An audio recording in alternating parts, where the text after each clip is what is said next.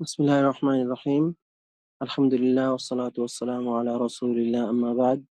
আল্লাহুম্মা লা সাহলা ইল্লা মা জাআলতাহু সাহলা ওয়া আনতা জাইলুল হাজনা ইযা শি'তা সাহলা। আল্লাহুম্মা সাহ্হিল ইয়া হাইয়্যু ইয়া কাইয়্যুম ইয়া যাল জালালি ওয়াল ইকরাম। আলহামদুলিল্লাহ, আল্লাহ রাব্বুল আলামিনের রহমতে আমরা একটি উত্তম কাজে একত্রিত হয়েছি। আল্লাহ রাব্বুল আলামিন আমাদের কাজগুলো কবুল করে নিক, আমাদের সামনের কাজগুলো আরো সহজ করে দিক। আমিন। আমরা এর আগে আমাদের লুগা আরবিয়া এর ক্লাসে বা লুগা আরবিয়ার দার্সে অনেকগুলো দার্স ইতিমধ্যে নেওয়া হয়ে গিয়েছে। আশা করতেছি ইনশাআল্লাহ সামনের দার্স থেকে দার্সের শুরুতে আমরা কিছুটা অনুশীলন নিয়ে নিব। দার্সের শুরুতে আমরা কিছুটা অনুশীলন নিয়ে নিব। অনুশীলন দুই ভাবে হবে, ঠিক আছে? অনুশীলন দুই প্রকার হবে। একটা হচ্ছে মুখস্থ, মানে আমরা যে নিয়মগুলো নিছি সেই নিয়মগুলোর মুখস্থ বলতে হবে এক। আর দ্বিতীয় ধরন হচ্ছে প্র্যাকটিক্যাল, মানে ওগুলোকে বাস্তবে কিভাবে প্রয়োগ করব সেটা। এই দুইটা নিয়ে ইনশাআল্লাহ সামনের দার্স থেকে শুরু হবে বিইذنিল্লাহি তাআলা। আমরা এর আগে আরবি ভাষা কি, কেন, কিভাবে শিখতে হয়, কেন গুরুত্বপূর্ণ, কি কি শিখতে হয় সেগুলো, এরপরে আরবি ভাষার শব্দ কয় প্রকার, বাক্য কয় প্রকার সেগুলো নিয়েছি। এরপরে শব্দ গঠনের দার্স শুরু করছি। শব্দ গঠনের দার্সে আমরা প্রথমে নিয়েছি হচ্ছে ফেআইল কিভাবে গঠন করতে হয়, ফেআইলের গঠন প্রণালী, ফেআইলের মাসদার কয় প্রকার, কয় অক্ষরের মাসদার এগুলো নিয়েছি এবং কয়েক ধরনের মাসদার নিয়েছি। ৩ অক্ষর, ৪ অক্ষর, ৫ অক্ষর, ৬ অক্ষর, মুজাররদ এবং মাজিদ। এরপর নিচে হচ্ছে মুশতাক্কাত, যে মাসদার থেকে যে ইসমগুলো করতে হয় সেগুলো, ঠিক আছে? আমরা যে ইসমগুলো নিলাম এগুলো হচ্ছে মুশতাক্কাত। এর বাইরে যে ইসমগুলো আছে সেগুলো হচ্ছে জামেদ, অর্থাৎ মুশতাক না, অর্থাৎ মুশতাক না। আহ, আমরা এই ইসমের প্রকার ভেদে একটা প্রকার নিয়েছিলাম আল মারিফাতু ওয়ান নাকিরা, যে মারিফা এবং নাকিরা, নির্দিষ্ট এবং অনির্দিষ্ট। আজকে আমরা সেটাই বিস্তারিত নিব। নির্দিষ্ট এবং অনির্দিষ্ট আরবিতে কি বলে? মারিফা, নাকিরা। মারিফা মানে এমন জিনিস যেটা চেনা যায়, জানা যায়, বোঝা যায়। নাকিরা হচ্ছে এমন জিনিস যেটা এক বাক্যে চেনা যায়, এক বাক্যে চেনা যায় না, অস্পষ্ট থেকে যায়। নাকিরা এমন ইসিম যা তার সমগোত্রীয় অন্যান্য বস্তু থেকে আলাদা করা যায়। সমগোত্রীয় অন্যান্য বস্তু থেকে আলাদা করা যায়। উদাহরণস্বরূপ এখানে দুইটা শব্দ দেওয়া আছে, একটা হচ্ছে কলাম আর একটা হচ্ছে বাইক। কলাম মানে কি? কলামুন অর্থ কি? কলম, ঠিক আছে? এখন আমি যদি বলি কলাম এইভাবে, কলামুন, এখন অনেক ধরনের কলম আছে, অনেক ধরনের কলম আছে। দামি কলম, কম দামি কলম, ভালো কলম, খারাপ কলম, লম্বা কলম, তারপর হচ্ছে ছোট কলম, মোটা কলম। মানে কলমের ধরন এবং প্রকারের শেষ নাই, কলমের ধরন এবং প্রকারের শেষ নাই। কোনটা সাদা, কোনটা কালো কালি লেখে, কোনটা লাল কালি লেখে, বিভিন্ন প্রকারের কলম আছে, ঠিক আছে? তো আপনি আসলে কোনটা ছেড়ে কোনটাকে ধরবেন, কোনটা বুঝবেন, এটাকেই বলে হচ্ছে নাকিরা।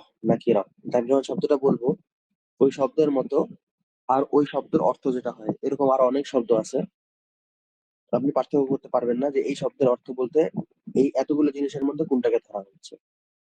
তারপর যদি বলি বাইতুন, বাইতুন মানে বাসা, হতে পারে এটা প্রধানমন্ত্রীর বাসা, প্রেসিডেন্টের বাসা, পুলিশের বাসা, সাধারণ মানুষের বাসা, ইমামের বাসা, অনেক ধরনের হতে পারে, ঠিক আছে?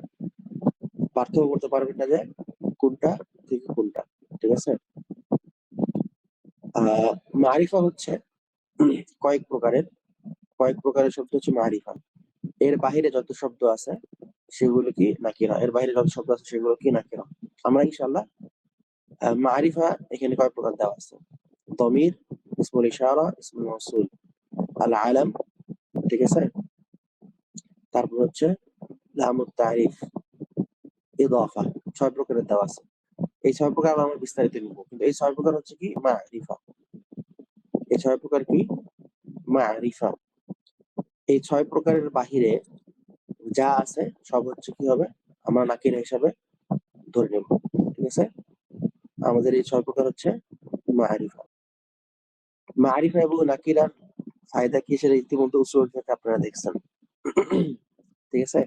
ইনশাআল্লাহ আমি উসুল ফিকহেরও কিছু অনুশীলন নিয়ে নিব এই আরবির দার্সের সাথে।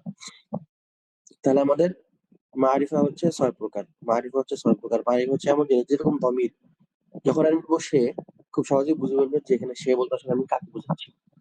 বা যখন আমি ইসমুল ইশারা হাদা বা যালিকা, যালিকাল কিতাবু লা রাইবা ফিহ। যালিকা বলতে এখানে কোরআনকেই বোঝানো হচ্ছে। সবাই বুঝতে পারে। ইসমুল মাউসুল যেরকম আল্লাযী অথবা আল্লাযীনা, ইয়া আইয়ুহাল্লাযীনা আমানু, হে ঈমানদারগণ। ঠিক আছে?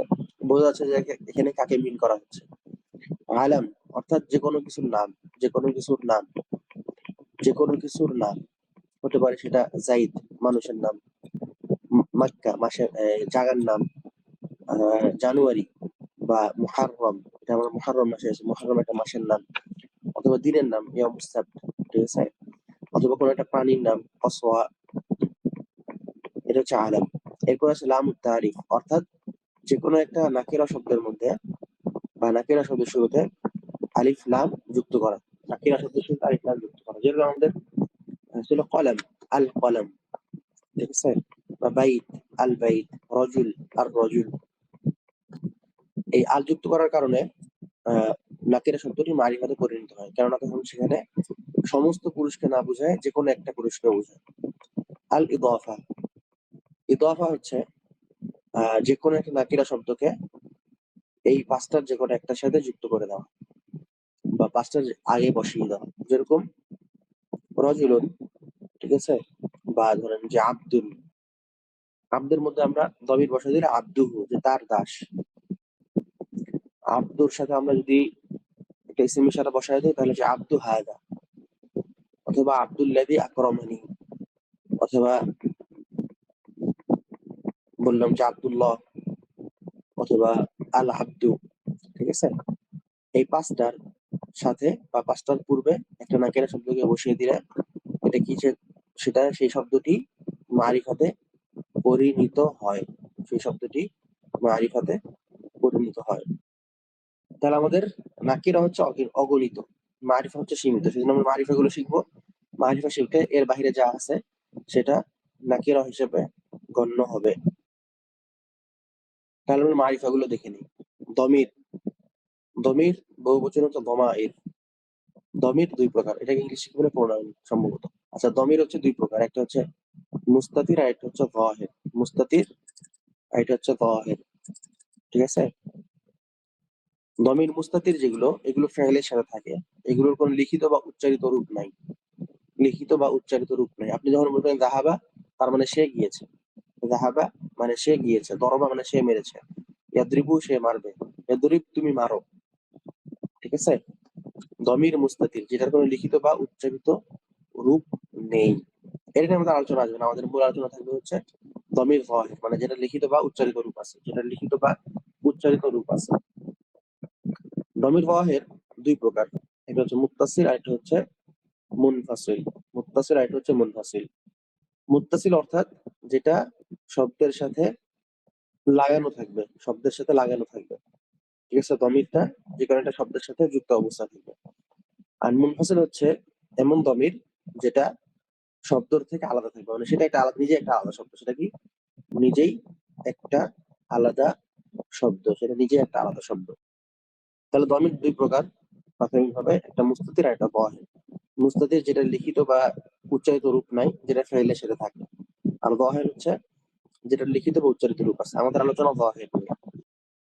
যাহির আবার দুই প্রকার, একটা হচ্ছে মুত্তাসিল, একটা হচ্ছে মুনফাসিল। মুত্তাসিল হচ্ছে আহ এমন দমির যেটা শব্দের সাথে লাগানো অবস্থা থাকে, আর মুনফাসিল হচ্ছে এমন দমির যেটা শব্দ থেকে আলাদা অবস্থায় থাকে, ঠিক আছে?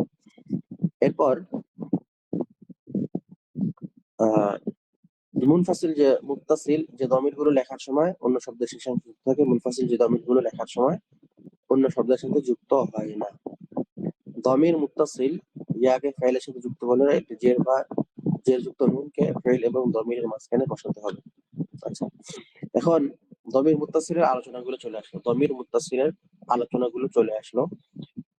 দমির মুত্তাসিলের যে হা থাকে, সে হাতে কি থাকবে? পেশ বা জের, পেশ বা জের আসবে স্বাভাবিক অবস্থায়। দমির মুত্তাসিল ইয়াকে ফাইলের সাথে যুক্ত করতে হলে একটি জের যুক্ত নুনকে ফাইল এবং দমিরের মাঝে বসাতে হবে, যেরকম দরবানি, দরবানি। এই হচ্ছে দমির মুনফাসিল, ঠিক আছে? আর এগুলো হচ্ছে দমির মুত্তাসিল। আচ্ছা, দমির মুত্তাসিল গুলো কি কি? হু, হুমা, হুম, হা, হুমা, হুন্না, কা, কুমা, কুম, কি, কুমা, কুন্না, ইয়া, না। আচ্ছা, ধরেন যে কলাম, কলাম দিয়ে এই দমির গুলোর সাথে মিলিয়ে শব্দ বলতে হবে। দমির মুত্তাসিলের সাথে কলাম, এটা মিলাবেন।